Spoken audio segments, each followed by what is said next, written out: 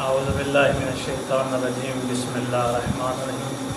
السلام علیکم ناظرین، آج ایک اہم مسائل کی طرف ہم جا رہے ہیں جو بڑا ہی اہم مسئلہ ہے، اور وہ مسائل یہ ہیں کہ جب ہم نماز ادا کرتے ہیں پیش نماز کے ساتھ، اس پر تھوڑی سی آج ڈسکس کریں گے،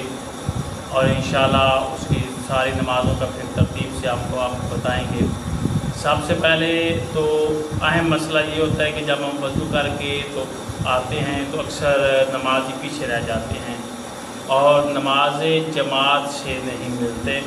یا تو وہ اپنی علیحدہ نماز کی نیت کر کے کھڑے ہو جاتے ہیں، علیحدہ نماز پڑھنی جو جماعت کا سجدے میں جاتے ہیں، پیش نماز قیام میں ہوتا ہے تو وہ جو نمازی ہوتا ہے پیچھے آنے والا وہ سجدے میں جا چکا ہوتا ہے۔ اس طرح پوری جماعت میں پیش نماز کی جو نماز ہے، جو باجماعت ہو رہی ہوتی ہے نماز، اس کا تھوڑا سا اس نمازی کی نماز کا اثر اس پر پڑتا ہے، تاکہ نمازیوں کا دھیان جو ہے بڑھ جاتا ہے۔ آج جو میں بتانے جا رہا ہوں اسی مسئلے پر ڈسکس کرنے جا رہا ہوں کہ جب بھی آپ پیش نماز کے ساتھ آئیں،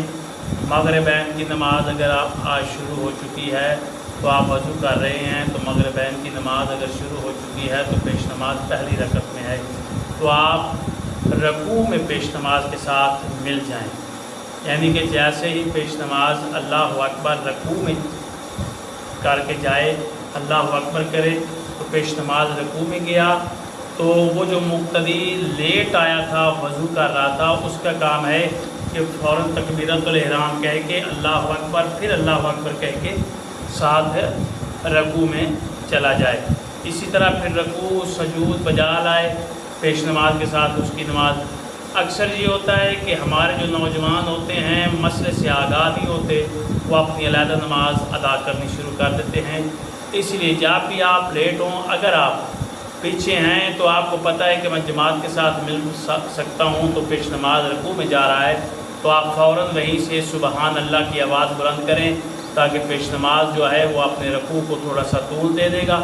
آپ فوراً آئیں جماعت کے ساتھ، تکبیرۃ الاحرام کہیں، ساتھ ہی دوسری اللہ اکبر کہیں اور رکوع میں چلے جائیں۔ اس کے لیے ضروری نہیں ہے کہ آپ صورت جو قرأت ہے وہ کریں، قرأت آپ نہیں کریں، صرف تکبیرۃ الاحرام کی اللہ اکبر کہتے ہی دوسری اللہ اکبر کہہ کے آپ رکوع میں ساتھ جماعت کے مل جائیں۔ یہ ہے مین مسئلہ جو ہے، یہ ہمارا یہی ہوتا ہے۔ اسی لیے نماز کے ساتھ ملنے کا یہی طریقہ ہے کہ آپ رکوع میں، چاہے اگر پیش نماز دوسری رکعت میں ہے تو آپ رکوع میں، یعنی کہ آپ رکوع میں نماز کی شمولیت کر سکتے ہیں، رکوع کے بغیر آپ جماعت میں شامل نہیں ہو سکتے۔ ہاں اگر قیام میں